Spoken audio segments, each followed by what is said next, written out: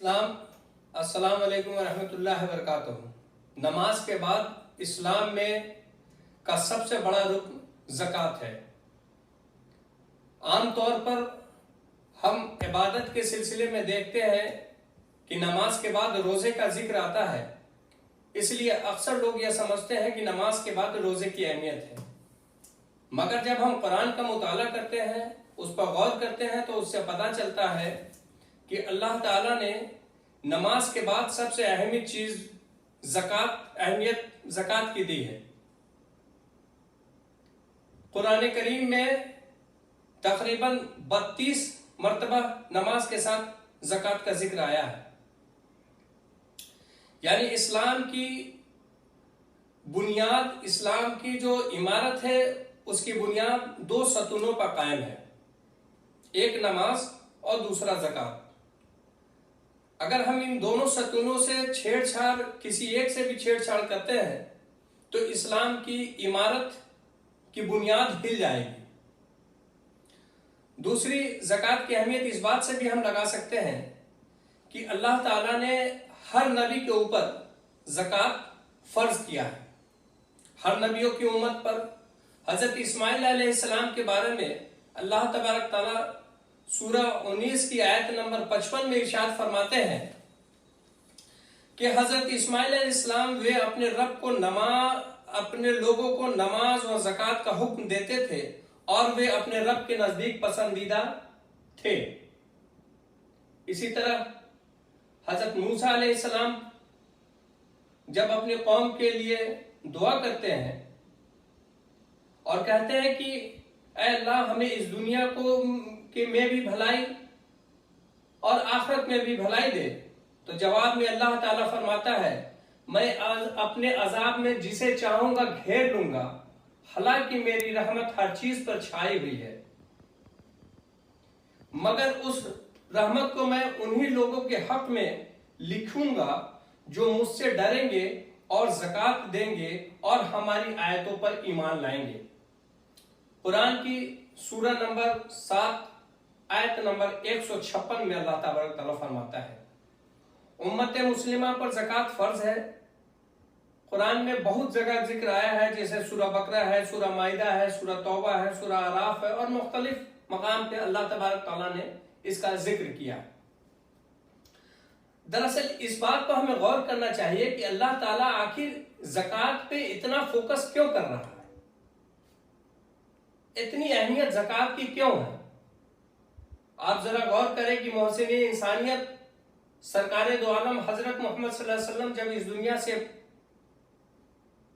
गुजर जाते हैं, तो दो सबसे बड़ा फितना जो हमारे सामने सर उठाता है, वो एक फितना होता है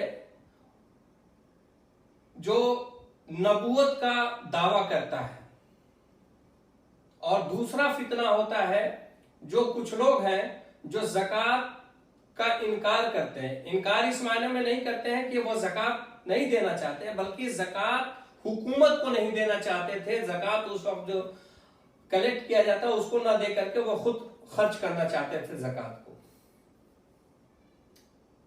और हजरत अबू बकर सिद्दीक रज़ी अल्लाह अन्हु का दौर है, तमाम जय्यद सहाबा मौजूद हैं। हजरत अबू बकर के सामने हजरत उमर रज़ी अल्लाह अन्हु की मशवरा आता है कि हम जो है मायने ज़कात जो लोग हैं उनके साथ थोड़ी नरमी बरतें, उन पर सख्ती न की जाए। हजरत अबू बकर जैसे रहमदिल इंसान कहते हैं कि क्या उस वक्त दिन में बदलाव की जाएगा जबकि हजरत अबू बकर जिंदा है? मेरे रहते में अगर कोई इंसान ऊंट के साथ उसकी रस्सी भी ज़कात में देता था और वो ऊंट दे रहा हो और रस्सी न देने की बात करे, तब भी मैं उसके साथ खड़ा नहीं हो सकता हूं, मैं उसके साथ जो उस हक के लिए आवाज उठाऊंगा। दरअसल ज़कात हम जो गौर करते हैं और हम देखते हैं, तो ज़कात सिर्फ इसलिए नहीं है कि एक आदमी अपनी मर्जी के मुताबिक अपने रकम को निकालता है, बल्कि शुरू दिन से इस सोसाइटी, इस समाज में सूद और ब्याज की लानत रही है, जिसमें गरीबों को जकड़ा गया है और एक कुछ तबका जो है पूरी तरह से जो है रईस रहा है, अमीर रहा है, और बाज गरीब जो है परेशान रहे हैं। ज़कात उस निजाम को तब्दील करने की बात करता है जो सूद पर मबनी दुनिया चला रही है। आज भी अगर हम गौर करें तो देखें, दुनिया के कई ऐसे ममालिक हैं जिनकी जीडीपी, दुनिया के कई ऐसे 100, 10, 20 हजार ऐसे लोग हैं जिनकी अकेले की दौलत लोगों कई कई मुल्कों के जीडीपी के बराबर में।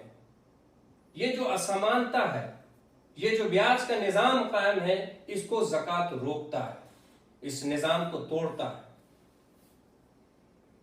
गरीब को, आप मदीना की सल्तनत पर गौर करें, जब अल्लाह के रसूल सल्लल्लाहु अलैहि वसल्लम उस निजाम को कायम करते हैं तो मदीना में कोई बहैसियत बहुत रईस नहीं हुआ करते थे, लेकिन आपको ऐसे लोग भी कम ही मिलेंगे जो लोगों के सामने हाथ फैलाते हैं।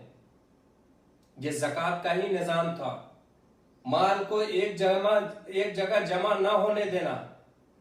आप गौर करें कि शहर में जमीनें कितनी महंगी हो रही है, खाने पीने की चीजें कालाबाजारी क्यों होती है।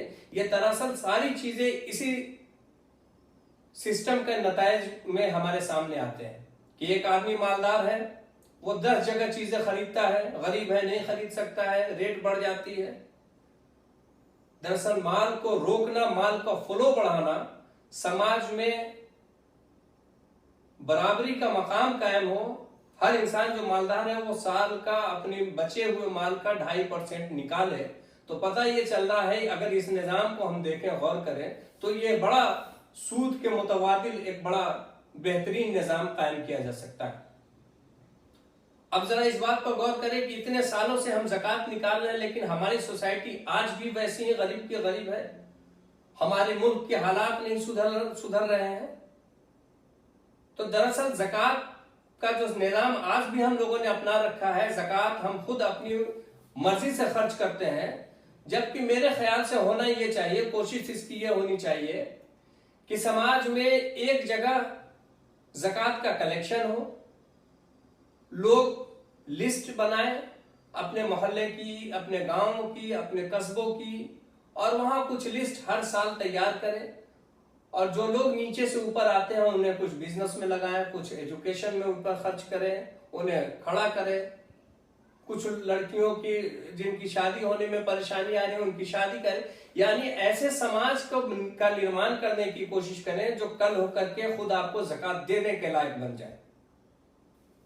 अगर ये काम हम करते हैं तो हमारा समाज, हमारा मुल्क भी धीरे धीरे तरक्की करेगा, और हम मुल्क की आर्थिक स्थिति को बढ़ाने में, मुल्क को विश्व स्तर पर बनाने में सफल होंगे।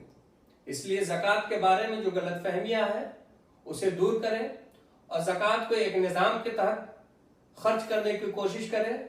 उम्मीद है कि इससे हमारे समाज की और हमारे देश की हालात सुधरेंगे। व आखिर दावाना अल्हम्दुलिल्लाहि रब्बिल आलमीन।